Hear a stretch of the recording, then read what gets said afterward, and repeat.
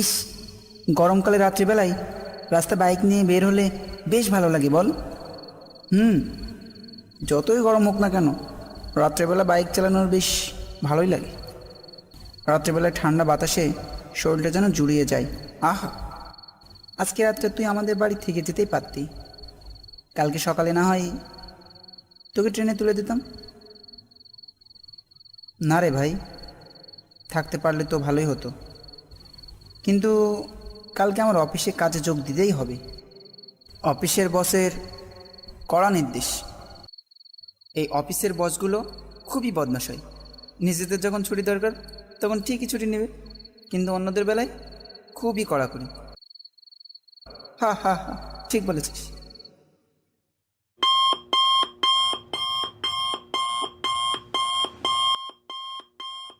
আরে, সামনে রেলগেটটা পড়ছে মনে হচ্ছে না? এই যা, হয়ে গেল। এবার কমপক্ষে 20-30 মিনিটের ধাক্কা। ধুর, খুবই বিরক্তিকর ব্যাপার। ও দাদা, গেটটা খুলে দিন না, একটু বের হয়ে যায়। গেট কি আর এমনি এমনি ফেললুম দাদা? আপনাদের ভালোর জন্যই তো গেটটা ফেলা। একটু অপেক্ষা করুন, ট্রেনটা চলে গেলেই গেটটা তুলে দিব। হি হি হি, একটু মজা করছিলাম আপনার সাথে, কিছু মনে করেন না। হ্যাঁ, সে আমি বুঝছি, না হলে কি আর এমন কথা কেউ বলবে? তা ভাই সাহেব, এত রাতে যাবেন কোথায়? এই যে, আমার বন্ধু বেড়াতে আসছিল আমাদের বাড়িতে, এখন বলছে বাড়ি ফিরে যাবে, খুলনা যাওয়ার শেষ ট্রেনটা ধরবে। ও আচ্ছা, তা এত রাতে বাড়ি যাবেন? আজকে রাতটা থেকে কালকে সকালে গেলে হতো না? অনেক করে বললাম কিন্তু শুনলই না।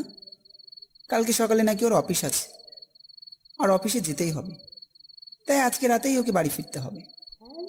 হ্যাঁ, যার কাজকর্ম সেই তা বোঝে, কাজকর্ম বাদ দিয়েই তো আমাদেরকে চলতে হবে। তা ভাই যান, আপনি একটু সাবধানে যাবেন বুঝছেন? রাত্রে ট্রেন, চোর ডাকাতে একটু উপদ্রব বেশিই হয়। না না, আমার কাছে তেমন কিছু নেই, নিবে আর কি।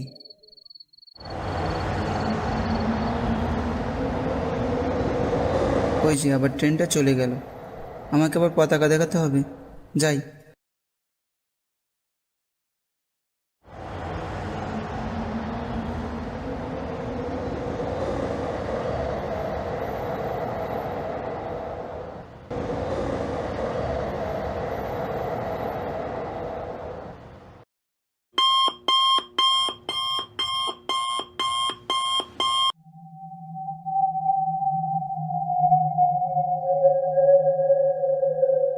চললাম দাদা।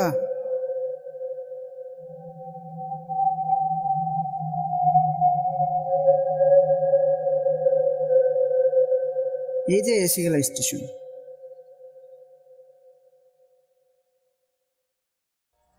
টিকিট কাউন্টারটা বন্ধ মনে হচ্ছে না? মনে তো হচ্ছে তাই, কিন্তু আমার তো টিকিট কাউন্টারের দরকার নাই। সকালে আসার সময় আমি একবারে আপ ডাউনের টিকিট কেটেই রেখেছি। ওরে বাবা, একবারে কাজ সেরেই এসেছিস? তার মানে তুই আজ থাকবি না, এটা আগে থেকেই সিদ্ধান্ত নিয়ে এসেছিস? তুই পারিসও বটে। আচ্ছা ঠিক আছে, তুই বাড়ি চলে যা, বাড়িতে তোর অনেক দরকার হবে। হ্যাঁ হ্যাঁ, আমি চলে যাচ্ছি, তুই সাবধানে যাস কিন্তু। আর কোনো অসুবিধা হলে অবশ্যই কল করবি কিন্তু। আমার বন্ধুর বাড়িতে একটা অনুষ্ঠান ছিল, সেই উপলক্ষে আমি সকালবেলা এসেছিলাম।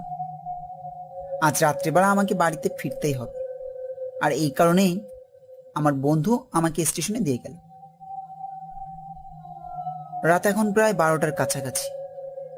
আরো মিনিট দেশেক পর একটা ট্রেন আসার কথা, যেটা ভাঙ্গা দিয়ে যশোর পৌঁছাবে ওই রাত 3টা নাগাদ।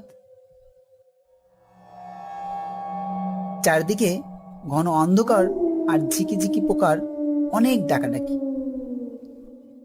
ভয় যে লাগছে না এই কথা বলা যাবে না, কারণ ভয় লাগছে যথেষ্ট। কিন্তু কি করা, বাড়ি যখন যেতেই হবে তখন জোর করে হলেও মনে সাহস আনতে হচ্ছে।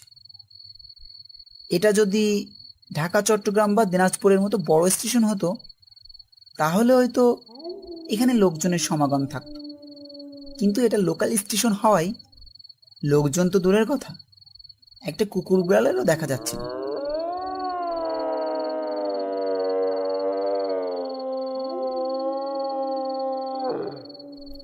এর মধ্যে আবার শুরু হয়ে গেল শিয়ালের ডাকাডাকি।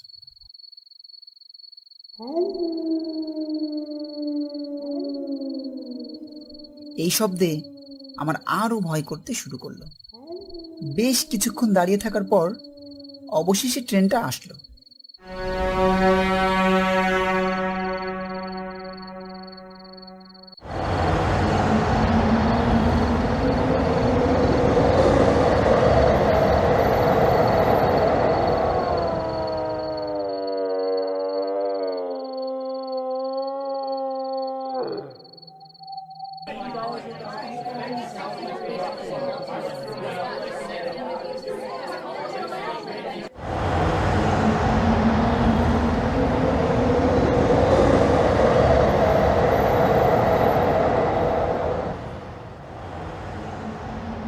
ট্রেনে উঠে দেখলাম এই বগিতে আমি বাদে মাত্র 2জন লোক বসে আছে।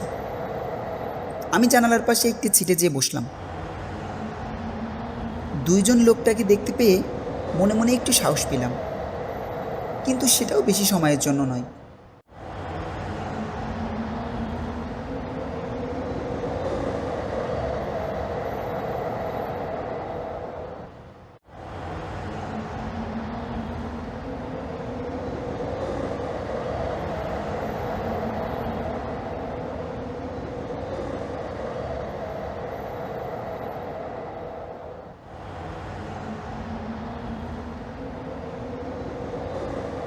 পরের স্টেশনে ট্রেনটা থামতেই সেই লোক দুটি নেমে গেল। মধ্যরাতের ট্রেনে এখন আমি একা।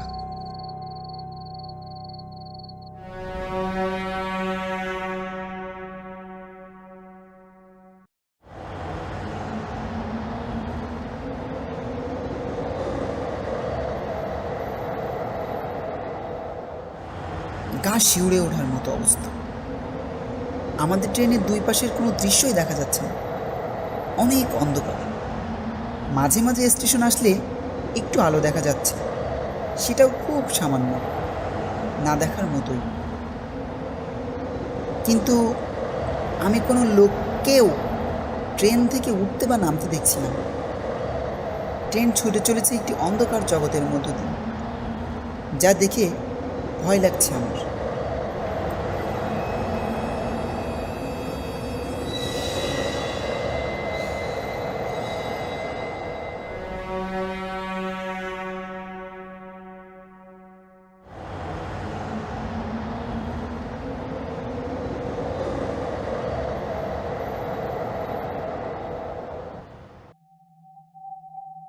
হঠাৎ ট্রেনটা থেমে গেল।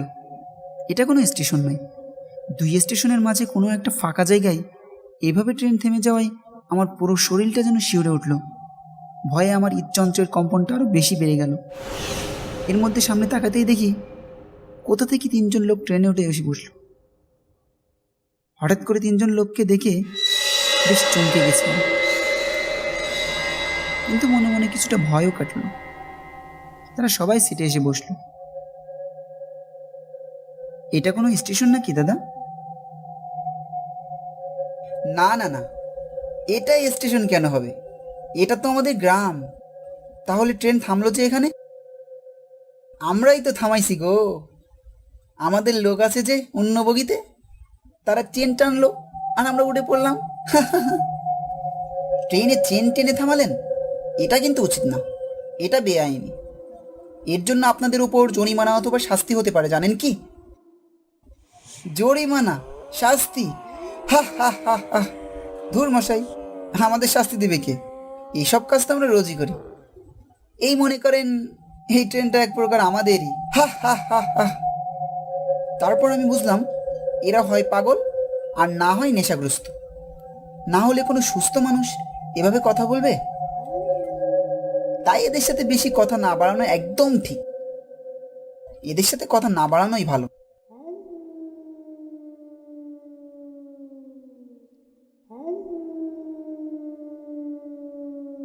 ট্রেনটা অনেকক্ষণ দাঁড়িয়ে আছে বলে আমি কিছুটা বিরক্ত হচ্ছিলাম। উঠে গিয়ে দরজার সামনে গিয়ে দাঁড়ালাম।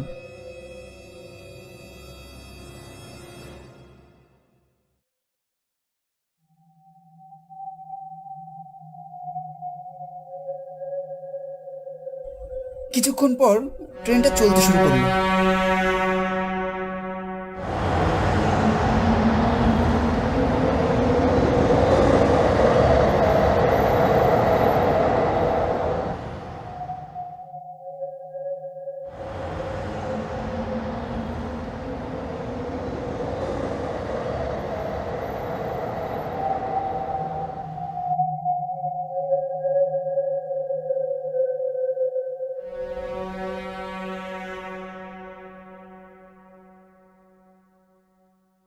পরের স্টেশনে থামার পর আবার যখন ট্রেনটা চলতে শুরু করলো, ঠিক তখনই আবার চেন টানার শব্দ পাই, আর তখনই থেমে যায় ট্রেন।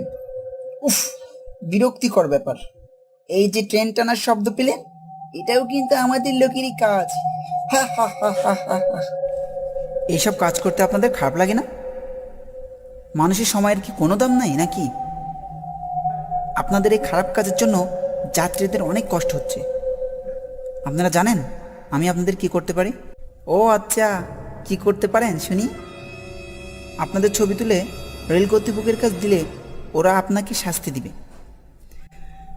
হা হা হা হা হা। চেষ্টা করে দেখতে পারেন।